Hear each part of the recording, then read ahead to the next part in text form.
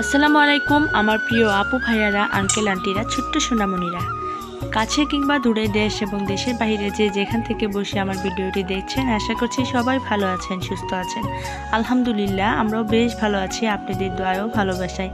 তবে এই যে এখন দেখতে পাচ্ছেন আমি একটা ফ্রাই প্যান আর টুল নিয়ে বাহিরের দিকে যাচ্ছি। তো আমি চির সত্য ঘটনা শেয়ার করতে যাচ্ছি, যেটা সবাই মানে ভিডিওতে দেখাচ্ছে বা খুবই ভাইরাল হচ্ছে। তো আমি কোনো ভাইরাল করার জন্য না, তবে এই যে দেখতে পাচ্ছেন রোদের তাপে ডিম ভাজি আজকে দেখাবো।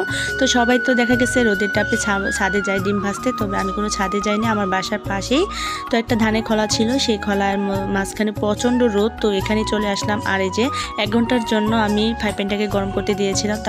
তারপর এই যে দেখতে পাচ্ছেন 1 ঘন্টা পর আমি চলে আসছি, আর এখানে আমি এই যে ডিমটা আগে থেকে ভেঙে রেখেছিলাম, এখন হচ্ছে একটু তেল দিয়েও আমি 10 মিনিট অপেক্ষা করেছি ডিমটাকে ভাজার জন্য।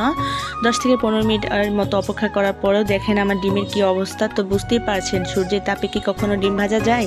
তো এই যে আমি 10 মিনিট আরও অপেক্ষা করে দেখলাম যে ডিমটার কি অবস্থা হয়, কোনো ফল পাইনি। তারপর হচ্ছে আমি একটু সবার মতোই চালাকি করে নিলাম।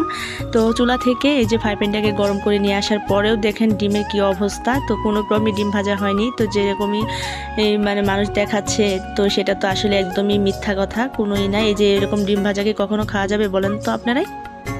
তো যাই হোক, আমার ছেলে হচ্ছে লবণ দিতে ভুলে গেছে, যেহেতু ডিমটাকে এক প্রকার ভেজে নিচ্ছি, খেতে তো হবেই, তা না হলে তো ডিমটাকে নষ্ট করতে হবে, আর অপচয় করা কোনো কিছুই ভালো না। তো সেই জন্য এই যে দেখেন আমি আপনাদেরকে প্রমাণ দেখাচ্ছি সবাই কিভাবে আর কি ডিমটাকে ভেজে নেয়। তো এই যে আমিও ঠিক সেরকম করে নিলাম, তারপরেও কিন্তু হয়নি ডিমটা ভাজা।